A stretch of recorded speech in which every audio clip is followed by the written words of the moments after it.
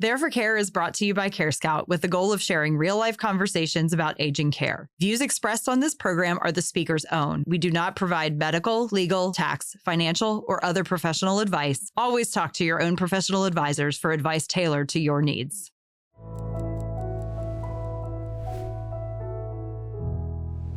Hi, welcome to the There for Care podcast, a podcast about all things aging, whether you're navigating the journey for yourself or someone you love. I'm Amy Rein, and today I have the pleasure of speaking with Dr. Ulene, a nationally recognized physician and former Today Show medical correspondent. We are going to be talking about Dr. Ulene's newest adventure, which is to climb Mount Kilimanjaro, the highest peak in Africa, on his 90th birthday. With that, welcome, Dr. Ulene. Nice to be with you. Nice to be with you, too. So this is not your first Kilimanjaro rodeo. So can you tell us a little bit about your relationship with the mountain and maybe what's different or special about this climb? Sure. Well, this will be my fourth climb. Way back in 2010, 2011, a friend of mine in Utah, a fellow skier, challenged me. He said, I was looking for a little more adventurous, thinking of doing a Black Diamond run. And he said, no. You want adventure? Climb Kilimanjaro. I laughed. I mean, come on, give me a break. I can't do that. He said, sure, call Dean. Dean was a friend of his who owned a trekking company. Dean said, sure, I'll get you up. And at the time, I was 74. My wife was 72, and she said, I want to go. So the two of us climbed Kilimanjaro. It was just a great time. It was such a great time. We went back again together 2 years later. And then I went again in 2017 with a grandson. The first two times we made the summit. I was going to say easily. It wasn't easy, it was work. And the third time, my regular guide wasn't there, my friend, and the group I was with had a lot of young people, and they ran the entire group at a rapid pace. They should have split us into two groups. And at 17,000 feet, I wasn't feeling well and turned back. I did not, by the way, regard that as a failure. That was a learning experience. And what I learned is that if I'm going to do Kilimanjaro, I've got to do it slowly. The young kids can run up. I can't do that. I don't like to use the word failure. There was another fellow on the climb. He turned around, 70 years old, he turned around, and he felt he had failed the climb. And I think that's a serious mistake. Not being able to do something is a learning experience.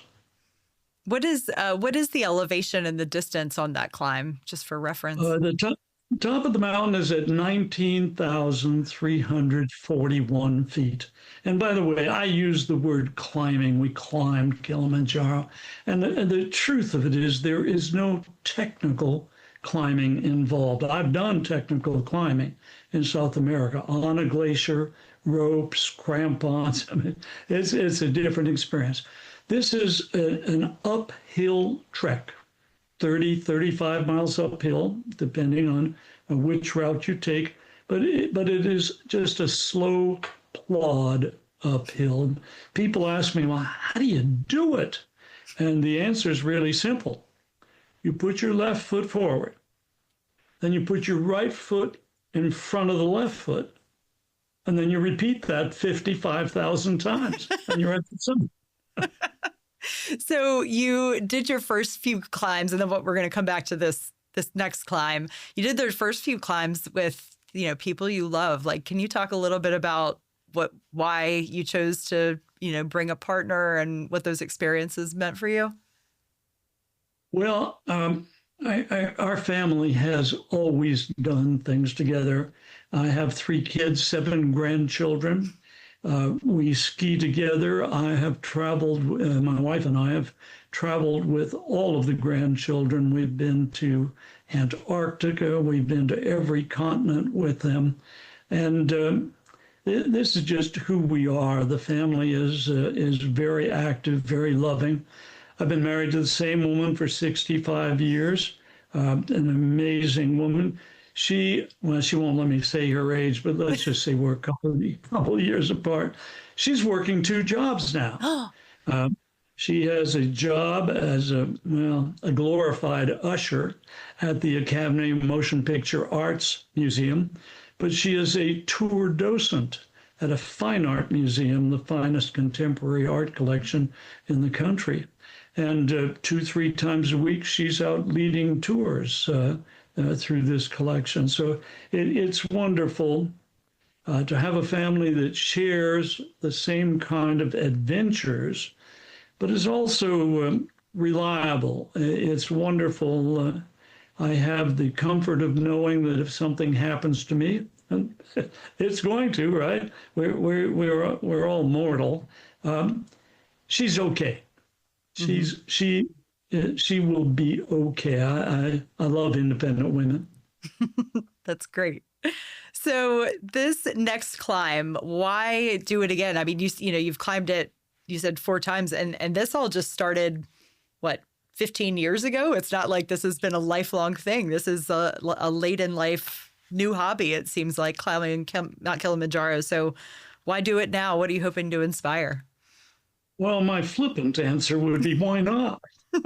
But that's not why I'm doing this. I've become serious after 26 years of retirement. I retired back in 1998. After 26 years of retirement, and after the pandemic, which just about put me to sleep at my desk. I mean, I just really vegetated. I decided it was time to get back to the old lifestyle and time to live up to my potential instead of my age. That's kind of my mantra now.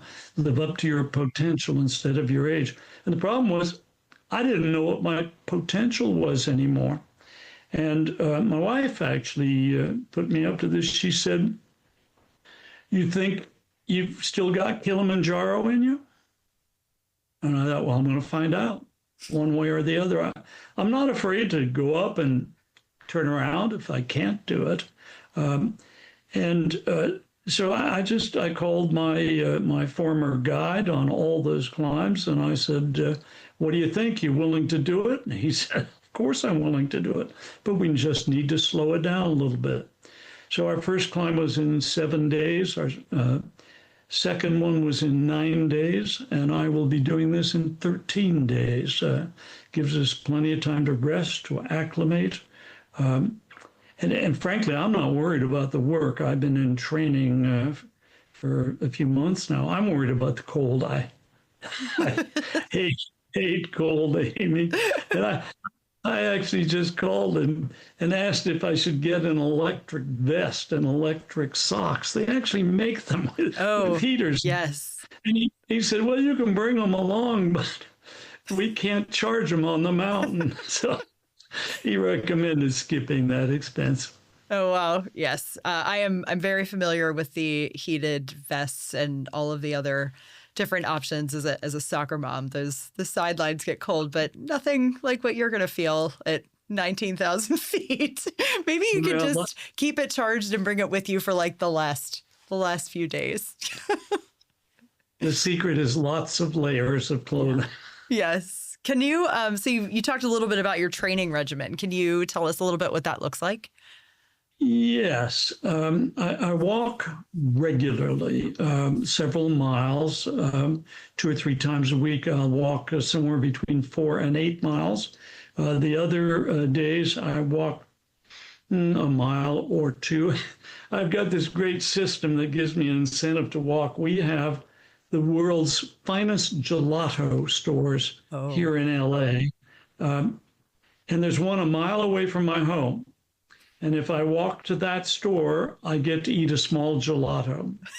And there's another one 4 miles away from my home. And if I walk to that one, I get a large gelato with 2 different flavors. And, it sounds silly, but it's an incentive to go. I do a lot of functional walking. I used to drive to the post office 1.5 miles away. I walk there. We used to drive to the gym and then spend 5 minutes looking for the closest parking space. It just, it's silly when you think about it now. Now we park as far away as we can. In the gym, I've been concentrating for the last 3, 4 months on leg strength and leg endurance, because that's what it's going to take to get up the mountain. And so I started with 10 flights of stairs a day. I'm up to 50 now. I do 50 flights of stairs 3 times a week. I do all of the leg resistance machines, leg abductors, adductors, knee flexors, knee extensor, everything like that. But an important point I'd like to make for folks who are watching is that I don't ignore my upper body. And the reason for that is starting around the age of 40 or 50, if you don't do strength training, the resistance exercises, you start losing muscle. I mean, literally losing muscle. After the age of 50, we lose about 1% of our muscle per month. Oh, wow. So the average loss for someone is, I'm sorry, I said per month. I mean per year. But after 10, 20 years, you've lost 20% of your muscle. That makes you susceptible to falls, to fractures, difficulty maintaining your balance. It's a dangerous situation. And the only solution, you'll hear a lot of people say, oh, well, eat more protein, eat more protein. You must have protein to build muscle. But if you don't do the resistance exercising, you're going to lose the muscle. And the interesting thing is, you not only lose muscle, but you lose strength at twice the rate, because that the muscle remains loses its quality. So I do leg exercises, I do upper body exercises, I do stretching, which is really important as you get older. And that's pretty much my routine. I fully endorse your walking for gelato regimen. It's I'm gonna take a page from that book for my own regimen. No guilt at all. None. So you were a medical correspondent for the Today Show for 23 years before you retired. How did your work there in that forum and being that sort of medical liaison to the masses, as well as a physician, impact how you think about aging? Well, I was an OBGYN, but I concentrated most in gynecology and mostly in oncology, the treatment of cancer. And I saw that the patients who did well after our major surgeries and the patients who did well with chemotherapy were the ones who took care of themselves. They were active, they exercised, they ate well, they slept well, and frankly, they did better, significantly better. So I became interested in the idea of health promotion early in my career. And it was actually that which led to my stumbling into television. It was a total accident. I was involved in a major campaign to teach women breast self-examination. And as a result of that, I was contacted by a TV station. They interviewed me for a half an hour and they used 11 seconds. I was on the air for 11 seconds and the station manager called me afterward and he said, I really like those 11 seconds. Would you be willing to come down and do something with us on the news? I said, sure. He said, well, what would you do? I said, I would show breast self-exam to your hundreds of thousands of viewers. Yeah. And he said, I can't do that. Why can't you do that? He said, we can't show the naked breast on television. This was 1974. Yeah. And I said, well, then you should call someone else. And he said, well, okay, wait a minute. who's going to show their naked breast on television? I said, oh, my wife has got lots of friends who love to do it. Seriously, she called her first friend. She called. She said, "Oh, that sounds terrific." So we put on a series, 5 days on breast cancer and breast self-exam, and she actually performed breast self-exam on television. I narrated, here's what you do, here's why you do it. The station promoted a brochure that I wrote, and 100,000 women wrote in for that brochure. Wow. He was not happy. That was a lot of work. Yeah. We didn't have the internet in those days, and today you just tell people go to the internet and pick up the brochure. But we found 11 early breast cancers that week. Wow. As a result of that series. Now, you can spend 50 years practicing medicine and not be able to do that. So when we got done, I was called by another station, by the NBC station. They said, we loved what you did over there. What would you do for us? And you can't do breast. You did it already. I said, I'd do a weight loss series. I got patients with cancer. He said, how would you do that? I said, well, I'd find, I call them Fat Albert and Fat Annie. I'd find Fat Albert and Fat Annie, a married couple that was overweight and wanted to lose weight. And I'd put them on a healthy eating plan and exercise for a month and watch them lose weight. He said, well, wait a minute. Well, what if they don't lose weight? Well, that's life, that's part of it. I said, but you put a camera on people, they'll lose weight. They'll do everything I ask them. And again, 100,000 people wrote in for a brochure. This couple was wonderful. They lost 10, 12 pounds each. And that was it. I was on television from then on, first locally. And after a couple of years locally, I got a call. How would you like to be on the Today Show? And I said, what's that? I was a surgeon. I didn't watch television in the morning. And they said, why don't you watch it tomorrow and let us know if you like it? And I watched it and I thought, wow, that'd really be fun. And it was fun, except for the travel. They wanted me to move to New York. I had kids at home and I said, not doing it. So for the next 21 years, I flew to New York probably 1,000 times. I accumulated 6 million miles between LA and New York.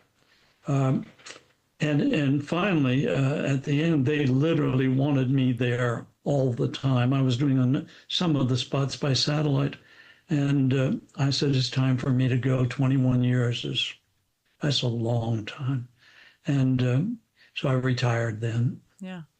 Did you, you gave some amazing examples of some of your early stories, but did you feel like aging was as interesting or popular a topic over your tenure at the Today Show? Because it's starting to feel like it's picking up steam, but is that just because we have so many more places, or what was your experience of whether people were ready to talk about it? Well, no, I didn't cover that subject very much. And I think that my neglect of that subject is a reflection of the way our society treats aging. We treat it as a negative experience. It's one of the most positive experiences in the world.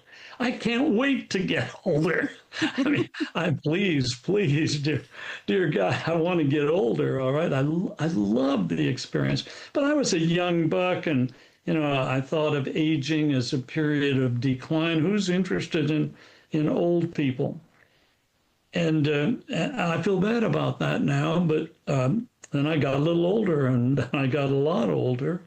And I began to I got involved with AARP. I was working a member of their foundation board, and it just all suddenly came together.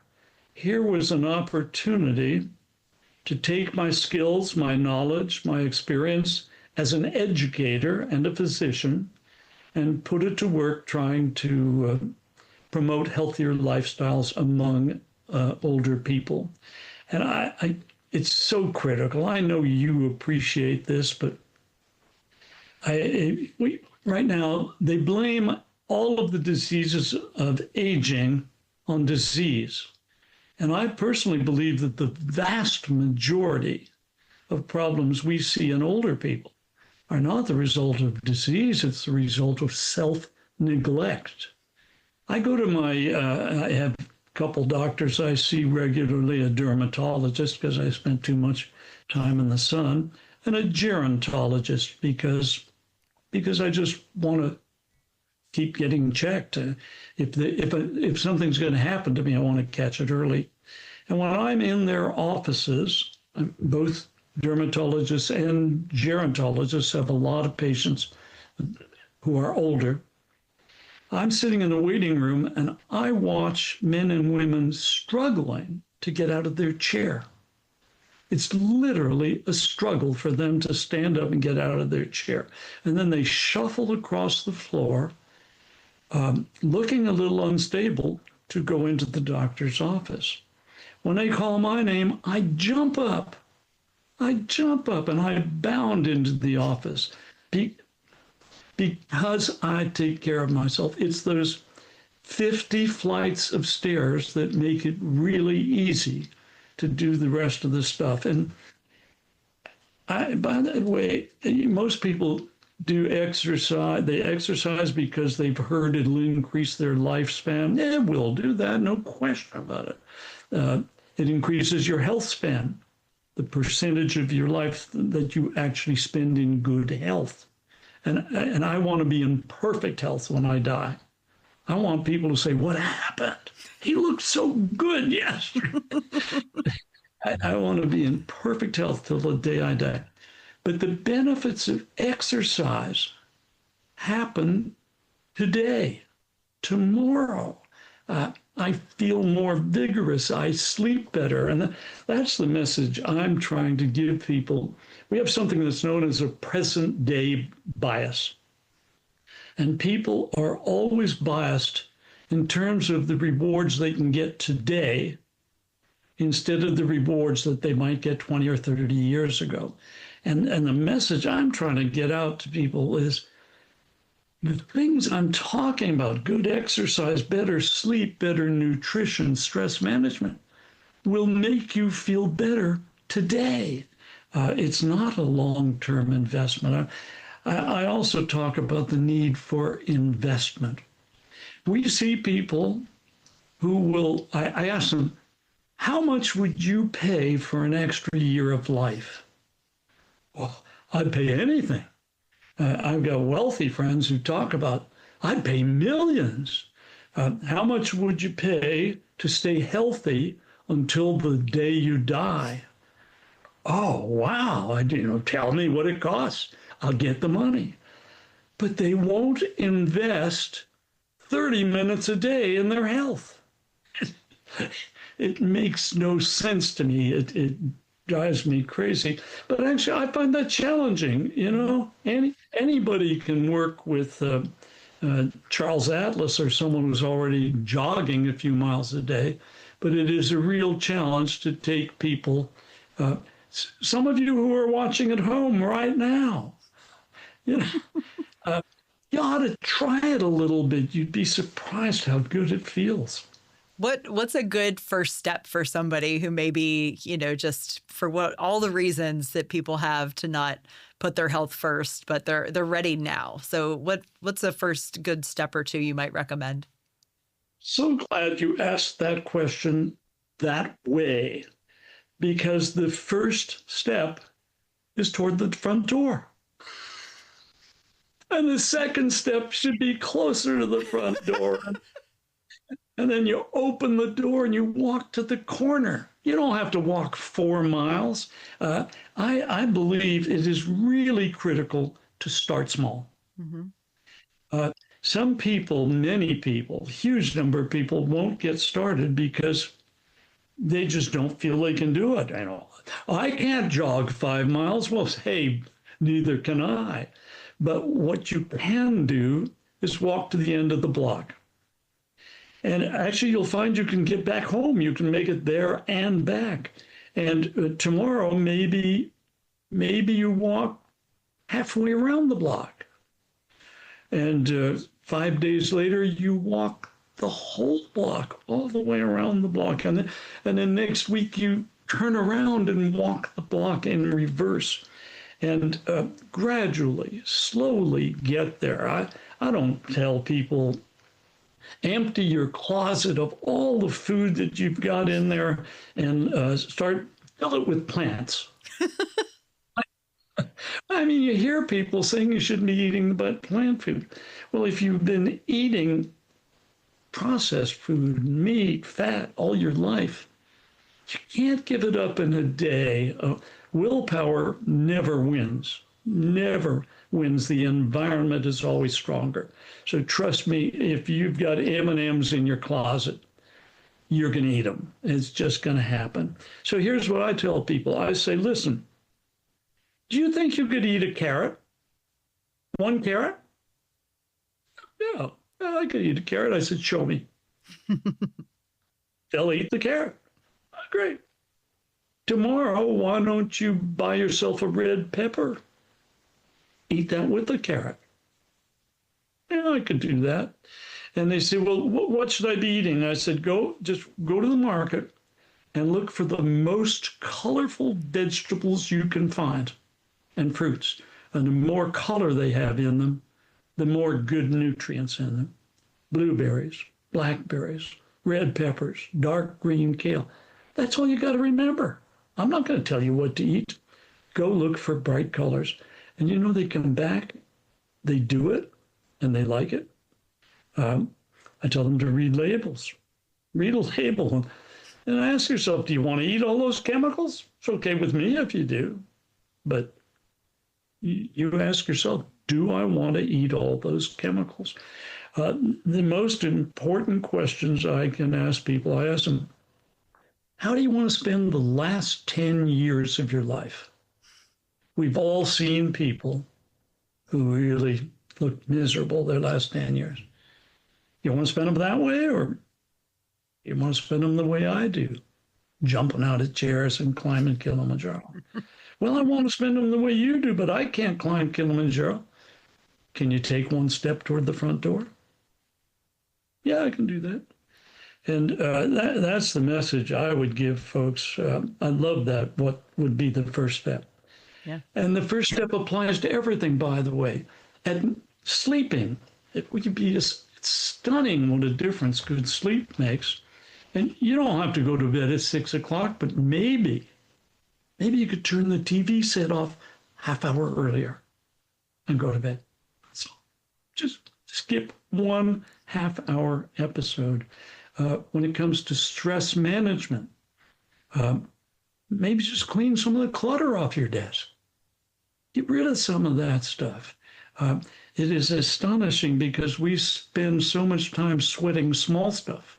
Mm-hmm. And it's aggravating. I had in Los Angeles, we've got a major source of stress. It's our traffic. It's gotten crazy. It's crazy everywhere around the country.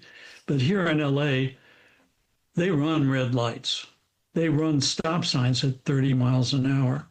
And last year, I found myself being cut off by a Tesla.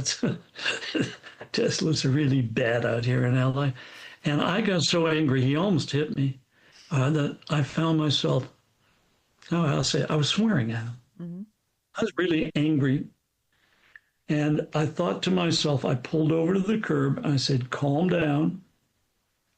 If you're angry in a car, you're dangerous. Sell the car. And I sold it the next day. I don't have a car. I have a bus pass. I use Uber when I'm in a hurry. Actually, I use Waymo now. We've got these automated cars. They're really fun. They're like an amusement ride. Yeah. Oh, man, they're fun. And I drive my wife's car. I borrow her car once in a while. But when I drive it, I play the natural sounds. I play the sound of rain on the roof. I don't listen to the news. I try to calm down. So anyone who would try just one of those things, you don't have to sell your car, but do try to manage stress. And another thing that has been proven scientifically so important, Amy, is social connection. Yes. It is one of true. I mean, there's really good research which shows that people who are socially connected literally live years longer than people who are isolated. So I urge people, they say, well, wait a minute, I don't like crowds. And how about just picking up the phone and calling a friend? Not texting them, pick up the phone. How about calling a relative you haven't talked to in 3 years and see how good you both feel after the call? How about visiting someone, bringing them a flower? You don't have to buy the whole bouquet. You should see the look on their face when you're standing at the front door with one flower in your hand. I brought this for you. And it feels just as good for you as it does for them. So I urge people, try some of these things. I think there are 7 cornerstones for real wellness. I mean, super wellness. And those involve physical activity, any kind of movement, not just exercise. Any kind of movement is good for you. Better nutrition, not hard to do. Sleep, stress management, cognitive challenge. If you don't use your mind, if you don't challenge it, you lose it. Before we started this call, I told you how I was using AI, literally building my own landing page for a website. I may never use it, but it was so much fun building it. I learned so much. Social connection. And I add, this is not in most lists of pillars, but I add environmental management to my list because if you haven't bought garbage food, brought it into your house, you can't eat it. If you leave your running shoes by the door, you can't pass the door without looking at those running shoes. I don't run anymore. It's just a little too tough on my body, but I have walking shoes sitting by the front door.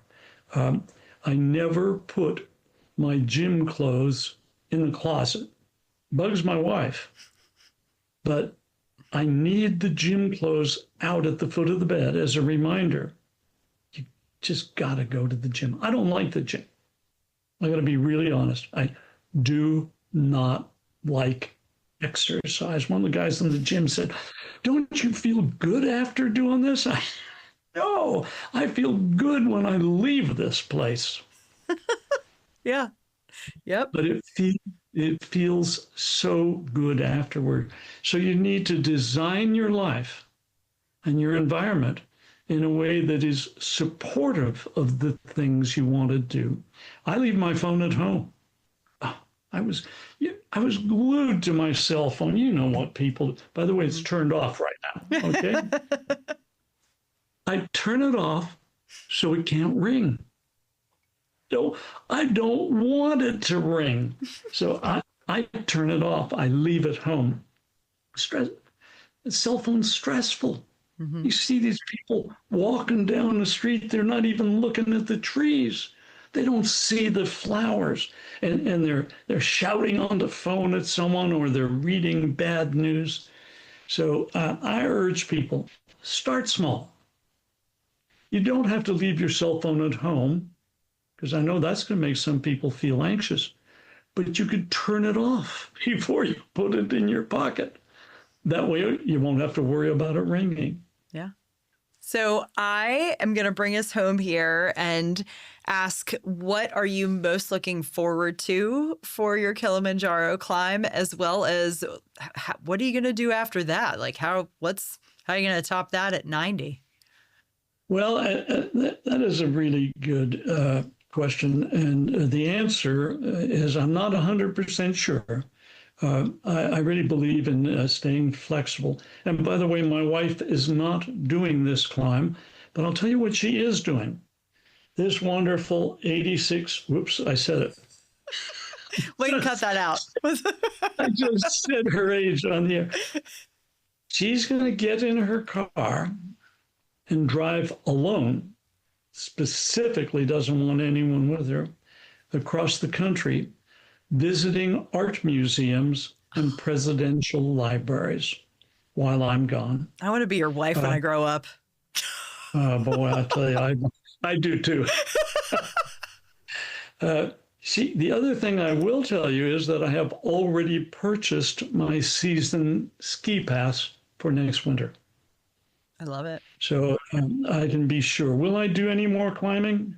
I'm not going to rule it out, but I'm just not 100% sure. I need adventure in my life, and we'll just have to wait and see what that one is. Yeah.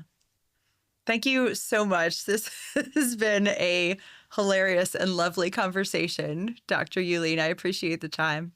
Thank you. It was fun to be with you, Amy. Yeah. And that's been the There for Care podcast. Be sure to like or share with your friends that are navigating the aging journey, and like and subscribe. See you next time.